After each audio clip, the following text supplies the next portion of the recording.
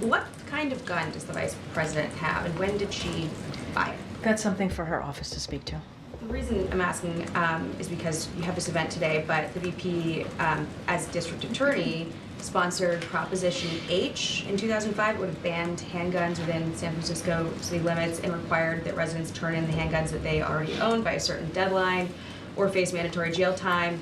But she's out on the campaign trail now saying that she's a proud gun owner and is not going to take away your guns. So can the White House get us an answer on that? Because she hasn't, and her campaign officials also haven't answered that question, even on television. Look, a couple of things here. When it comes to the VP and owning a gun, she can speak for herself. The campaign could speak for that. Her office can speak for that. I'm not.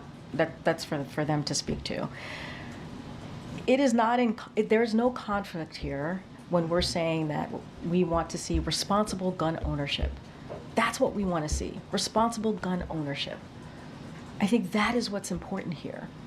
At the end of the day, gun violence is an epidemic in our country. Think about our schools, our grocery stores. It's an epidemic.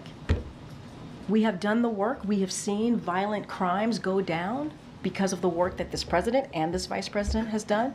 There's an office to prevent gun violence, and that is something that she leads. But we're asking for responsible gun ownership. That's what we want to see. That's what's important here.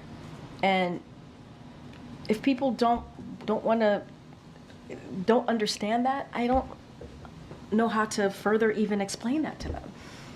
Our kids, our schools, there's an epidemic here.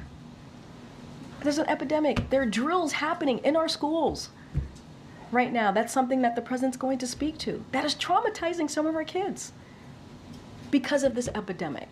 And so that should be the focus. How do we make sure that we end this epidemic? We want to see responsible gun ownership. That's what we want to see.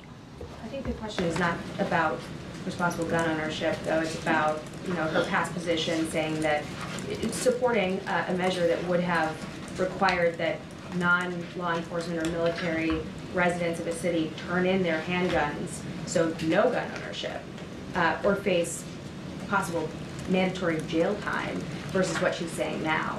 And then also not answering the question of her gun ownership. Again, that's something that she's going to have to speak to.